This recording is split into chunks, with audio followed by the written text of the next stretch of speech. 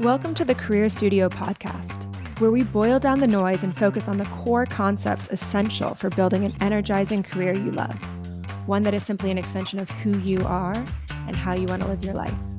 Anyone can do it. It's just a matter of knowing what to focus on. Hi, guys. I am recording this on the first day of spring. It's a beautiful afternoon in New York. I'm feeling very energized and grounded and just anticipatory for what's to come this year.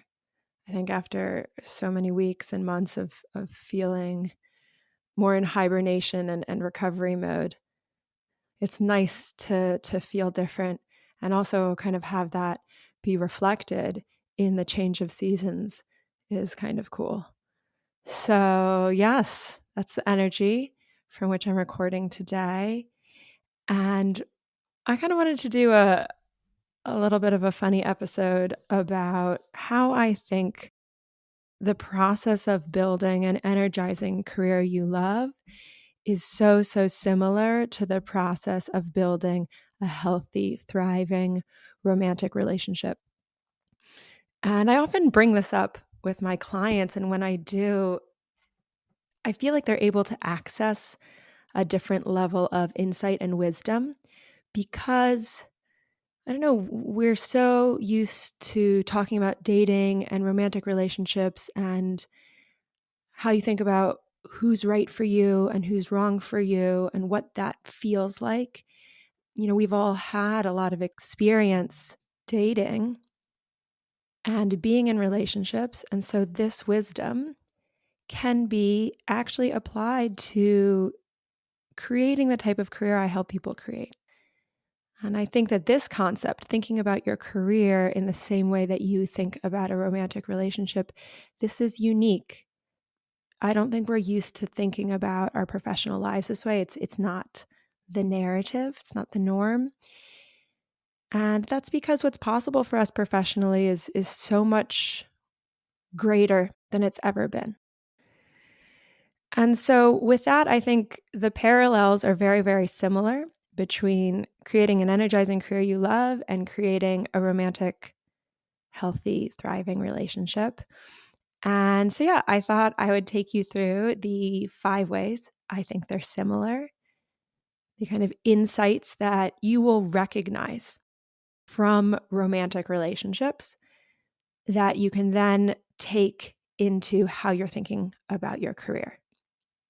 It's just easier to apply learnings when we've actually had the experience in another environment. So that's my hope, is that the experience that you've had in your romantic life, you can apply to your career, but equally it goes the other way, right? Maybe you're having a bit more success professionally than romantically, and you can apply it vice versa.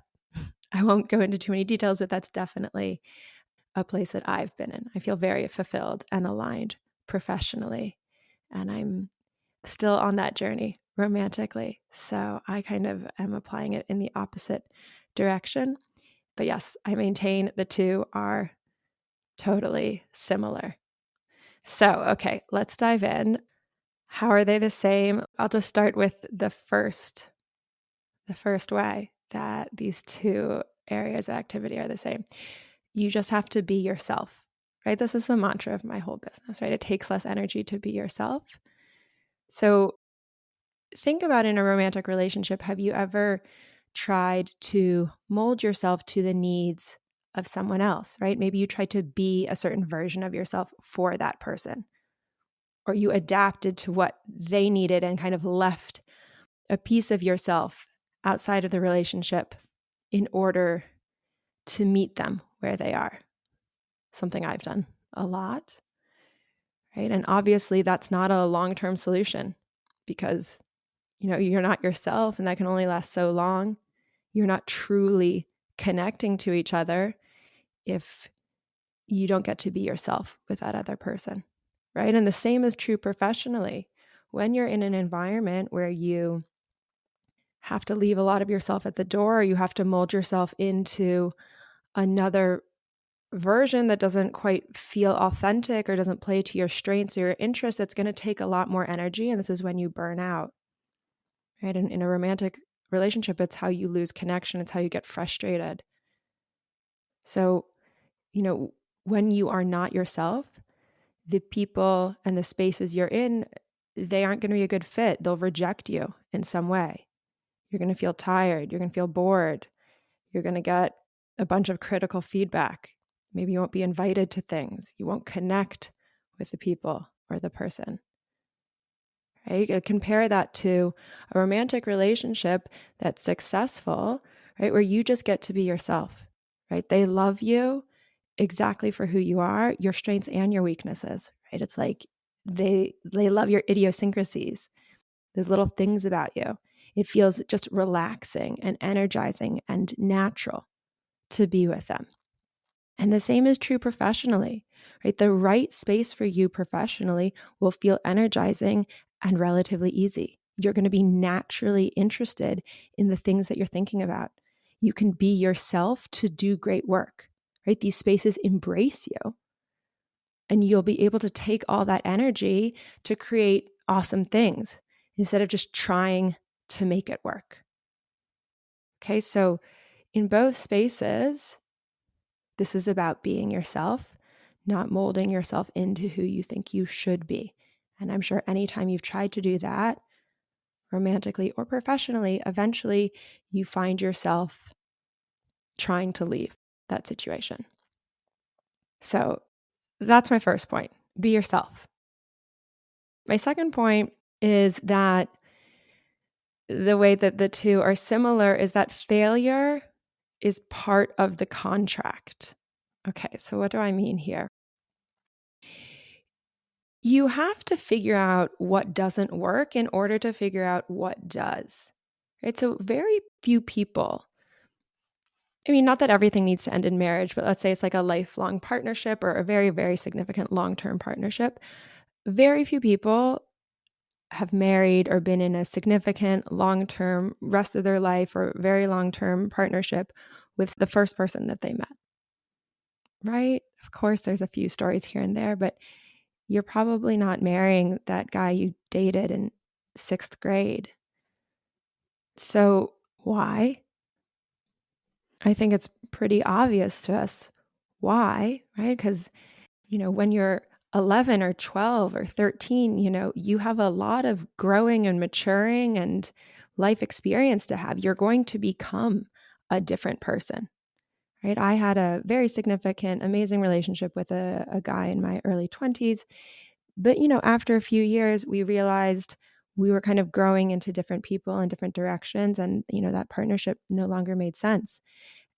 And so naturally that ended and we went our separate ways, right? And this is true of your quest to meet the right person for you, is that you have to date people to figure out what's right. So yeah, there's kind of 2 points there. It's not only are you growing and changing, but also you might enter into a relationship and realize, oh, actually, I don't vibe with people who are like this, right? So obviously, we've all had those relationships too, where you enter it and you realize, oh, wait, this doesn't work for whatever reason, right? And you had to be in that relationship to realize that that was an issue for you, right? That wasn't going to be a good fit. You have to learn through that experience. And this kind of feels very normal when we think about the course of romantic relationships, that, you have to date a bunch of people to figure out who's right for you, to figure out what you want and what's important for you. And so what I'd say is, like, the same is true for work. Expect that there will be lots of failures, and, failure is maybe a bit harsh of a word, but expect that you're going to grow and change, and therefore you're going to end relationships with work environments frequently. Right? What worked for you in your 20s might not work for you in your 30s or 40s or 50s, et cetera. Right? Because not only are you growing and changing, but also sometimes you might find yourself working with people who end up not being a good fit, or, the product isn't quite right, or the role isn't quite right. Right? And you don't know that until you go into that space. So, the same is true professionally. what may have worked for many years starts to no longer work as you evolve. Right? This happened to me in advertising. I loved my job for 4.5 years until I realized that I was growing in a different direction. So I had to figure out what came next, right? And that's normal. Or you might experience a situation where what you thought you wanted might be toxic. So, I found myself working for a very early stage tech startup as the first non-engineering employee. And while, in hindsight, I could have done more prep and exploration to know that that wasn't the right environment for me.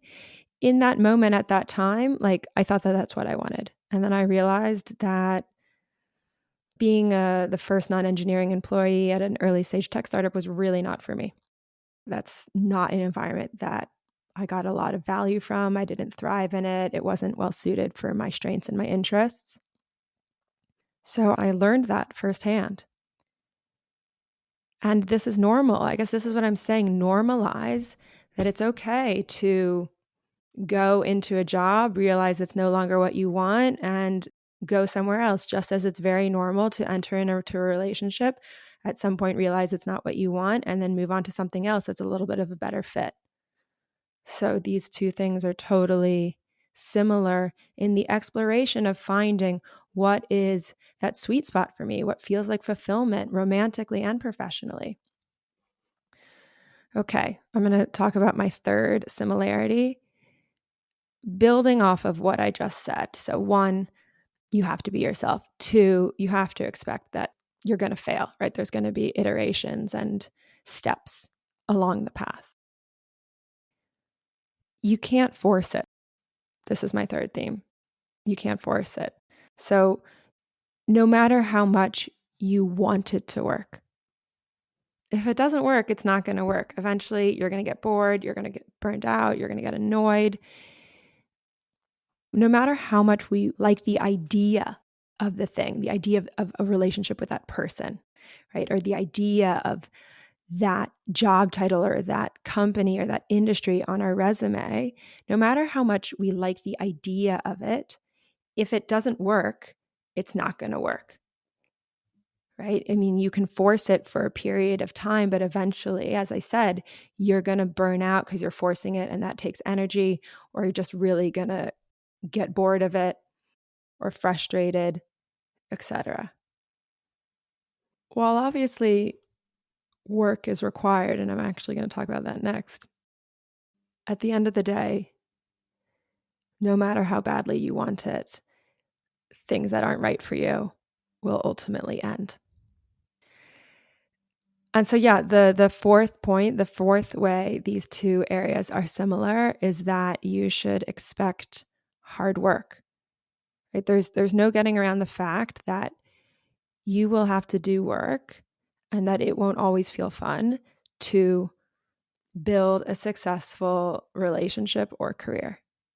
Right? So let's think about the relationship first. After that first high of dopamine and serotonin, eventually that will decrease or that will come crashing down, and you're going to see the other person for who they are, a flawed human being just like you, right? And it's about deciding that you're willing to put in the work with this person to navigate disagreements, to come to compromises, to go through hard times together. That will be work. And that's what's going to be required to build a long-term partnership, romantic partnership. Equally, no matter how aligned and fulfilled you feel professionally, there's always going to be parts of your job that you like less than others that won't feel like fun to work on. Right? So for me, I love what I do, but there's still a lot of times when, I don't feel like creating, or I don't feel like updating some of my content.